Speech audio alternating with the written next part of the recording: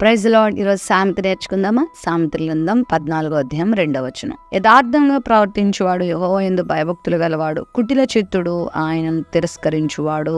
యెహోవా యందు భయభక్తులు గలవారు అని ఎవరిని చెప్పగలమంటే యథార్థంగా జీవించేవారని. యథార్థంగా జీవించుట అనేది యెహోవా యందు భయభక్తులను చూపిస్తుంది.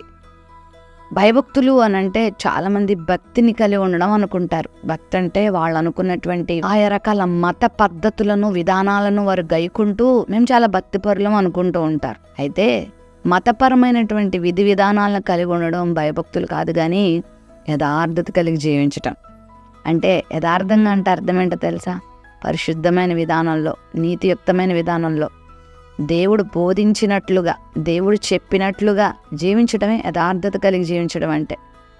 యెహోవాను తిరస్కరించే వాళ్ళు ఎవరు అనంటే, ఒకవేళ నోటితో దేవా నీవు నాకు కావాలి, నేను నమ్ముకున్నాను, నేను నీ బిడ్డను అని అన్నప్పటికీ కుటిలమైన ప్రవర్తన కలిగి ఉన్న వాళ్ళు ఆయనను తిరస్కరిస్తున్నారు అని అర్థం. ఒకవేళ నువ్వు నోటితో నా దేవుడు ఇలాగా అలాగా నువ్వు చెప్పొచ్చు, దేవుని స్తుతించవచ్చు, ప్రార్థన చేయొచ్చు, పాటలు పాడొచ్చు, ఏమన్నా చేయొచ్చు, కానీ కుటిలమైన బుద్ధి నీలో ఉందనుకో, నువ్వు ఇండైరెక్ట్గా ఆయన తిరస్కరిస్తున్నావు అని అర్థం.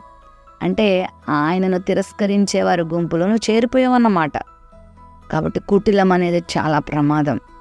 కుటిలత్వం అనేది బయటికి కనబడకపోవచ్చు, కానీ అది క్రియల్లో కనబడుతుంది. లోపల ఒకటి బయట ఒకటి ప్రదర్శించేదాన్నే కుటిలత్వం అంటారు. కుళ్ళుతో కూడిన జీవితం, అసూయతో కూడిన జీవితం, ఇతరులకు కీడు చేసేటువంటి జీవితం, కపటంతో కూడినటువంటి జీవితం, దురాశతో నింపబడిన జీవితం, ఇలాంటివి మనకొద్దు. యథార్థంగా జీవించి కుటిలత్వానికి దూరంగా ఉండి ప్రభు యొక్క కృపను పొందుదాం.